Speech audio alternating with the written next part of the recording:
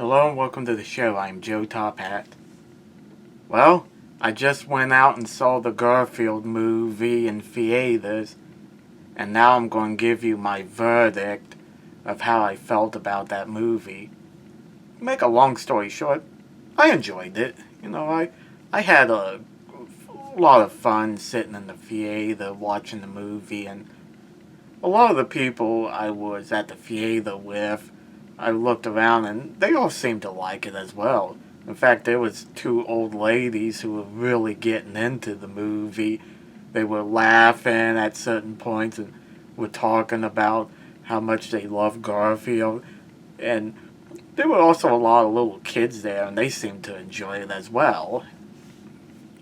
So, you know, it's worth checking out, definitely. But you guys probably want me to go into more detail of how I felt about it, and that's to be expected. Like, this is going to be entirely unscripted, so forgive me if I ramble a bit. Okay, the movie is essentially about, as you probably gathered from the trailer, is Garfield meeting his long-lost father, Vic, and how Garfield resents Vic for quote-unquote abandoning him so many years ago. You see, Vic comes back in his life because there was this one cat lady who he accidentally left while they were robbing a dairy farm to get sent to the pound, and she's mad at him and makes him and Garfield go get milk for every day she was in the pound, and that equaled 5 years of her life, and that was a lot of milk. Well, I'll go over what I did like about it. I liked how it was all animated rather than live action mixed with animation like that movie with Bill Murray. I never thought that movie was bad. I just wish it was all animated. And I know the jokes that's about from Zombieland where Bill Murray says his one regret was Garfield, and I'm aware of the joke in Zombieland 2. And I don't know why Bill Murray has that attitude towards the movie, because while it's no masterpiece, it really isn't terrible. I've seen way worse movies. In fact, I think Bill Murray had done worse movies than Garfield. But anyway, getting off track. The characters all look like they do from the comics, more or less.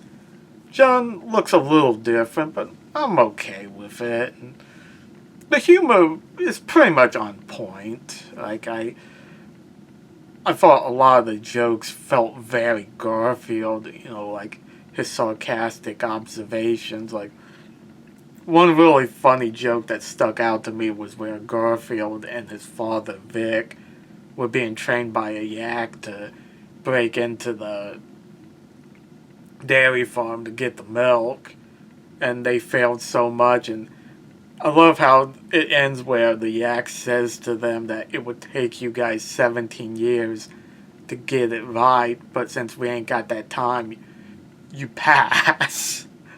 That was funny.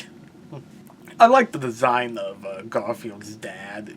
It actually seems like kind of how I would imagine his father would look, even though we never met his father in the old comics or cartoons.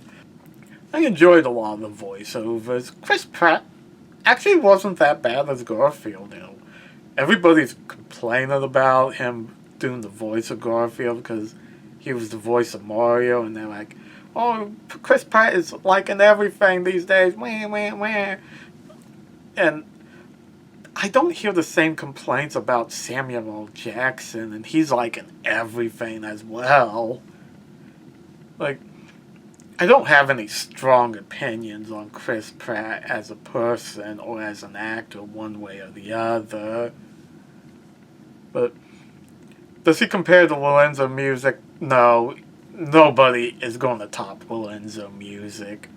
Bill Murray did a pretty good job, but Lorenzo Music is in a class by himself. But the man was Garfield. I kind of wish they got Greg Berger to come back to voice Odie. I don't understand why they felt the need to replace him, because Greg Berger's been the voice of Odie since the beginning. I know, supposedly Frank Welker was upset that they didn't ask him to come back to voice Garfield, since he's more or less been the official voice of Garfield since Lorenzo Music's passing. I would have liked to have seen Frank Welker come back as well, but, Chris Pratt did okay. Anyway, the story was pretty good. I did like how it was about Garfield reuniting with his father, and I really loved the flashback where they showed that Vic did not abandon Garfield like he thought. You guys know it is from the trailer, but basically Vic leaves Garfield behind in an alley, and we all have seen it where baby Garfield goes to that Italian restaurant, and that's where he meets John, and he eats all the food in the restaurant. That was a great moment. I really loved that, but anyway, Vic wasn't doing it to be mean or abandon Garfield. He was actually trying to get him some food, and I like how everything he tried ended in failure. And there was a part where he needed to get in a trash can to get some food, but an employee came out and was on the cell phone a long time, and Vic just couldn't get to the trash can, so he had to wait for a long time. Well, by the time the employee goes back inside and Vic is able to get like a sardine out of the trash can, Garfield was already in the restaurant.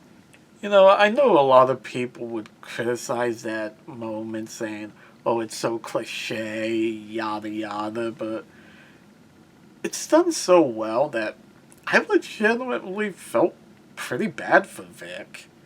I mean, he was really trying to provide for Garfield, but to Garfield, who was just a child at the time, it looked like his dad abandoned him, and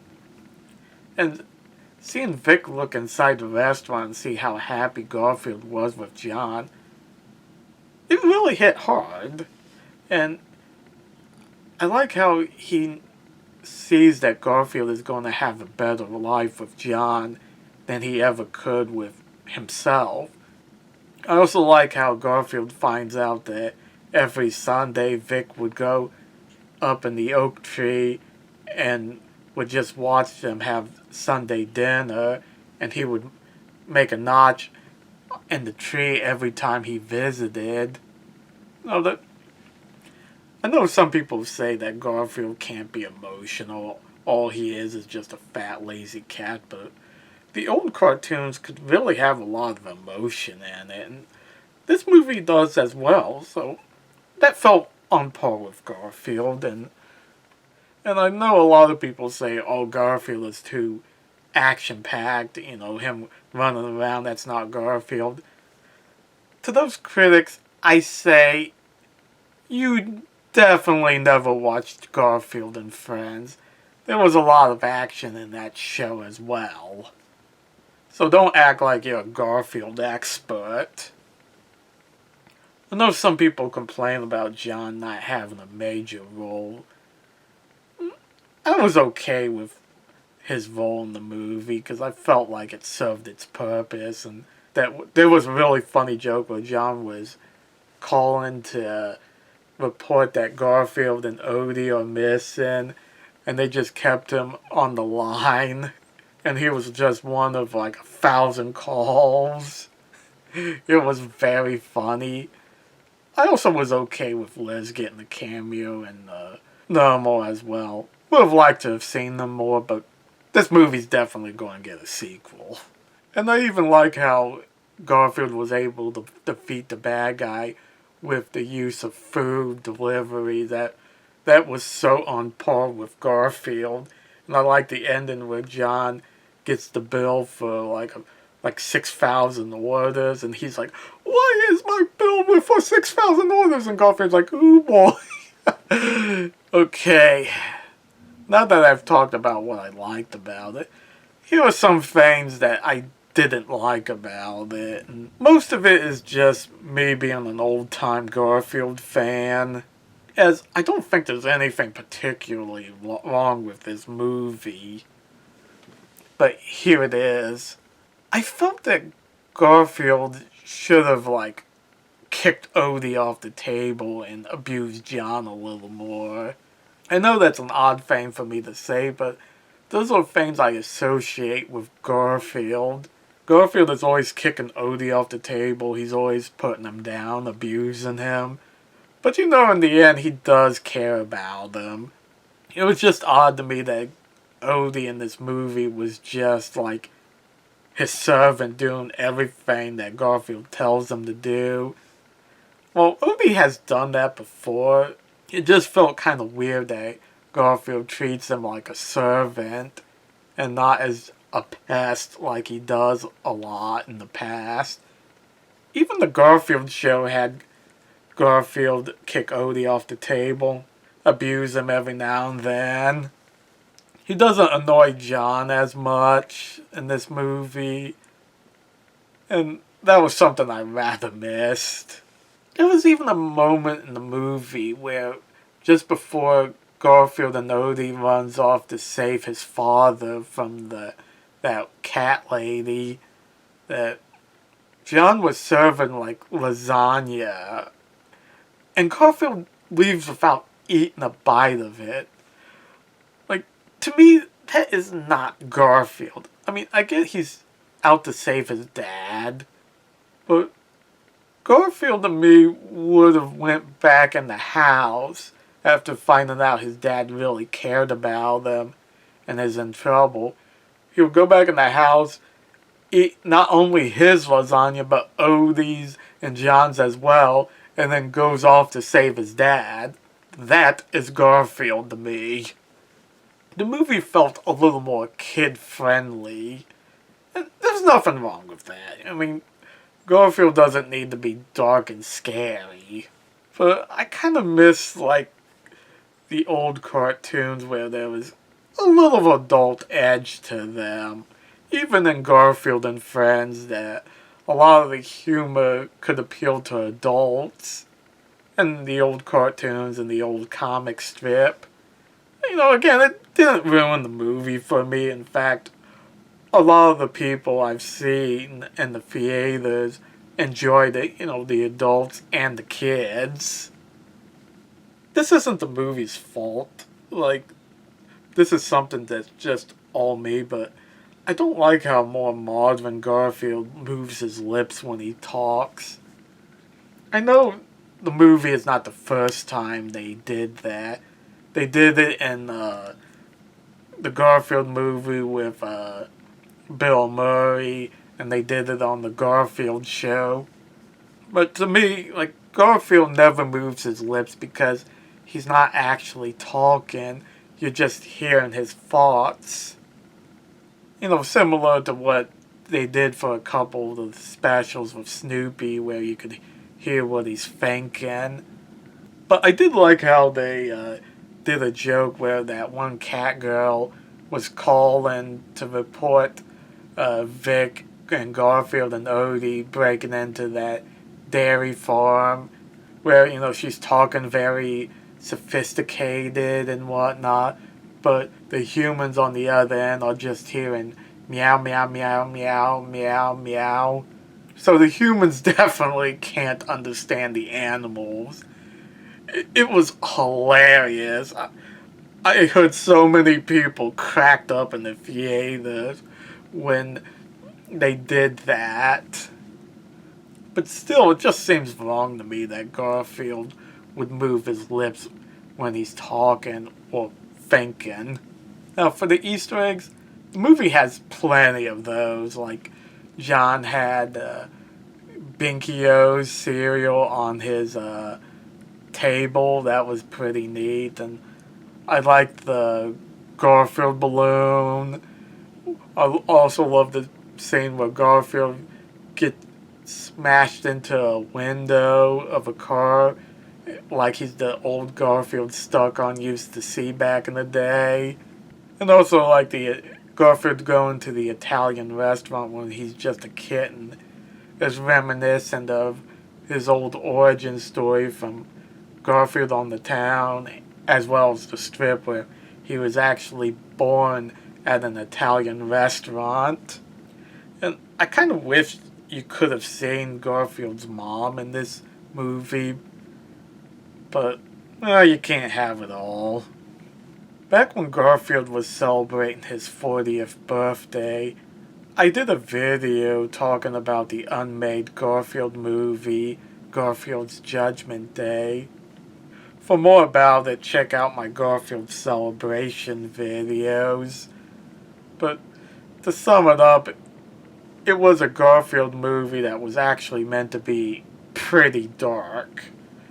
And it was about like this big storm was coming and the animals are debating whether or not they should actually talk to the humans to warn them. And from my understanding, like Lorenzo Music and the other original cast did record voices, but Jim Davis could never find a studio to finance it because they all thought it was too dark. And I know Jim Davis spent years trying to get it off the ground without success.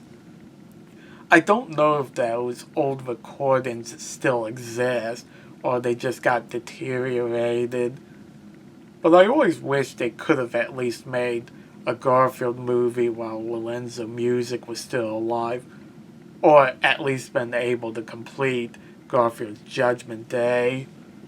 And I know some people didn't like the live-action Garfield movies with Bill Murray. I never thought they were bad. And a lot of the direct-to-DVD movies they did were rather enjoyable as well. But how to rank this one?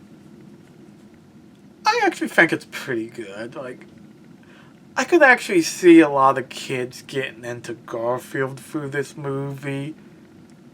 Like, I'm sure, like, there was some kids in the theater that are introduced to Garfield for the first time through this movie.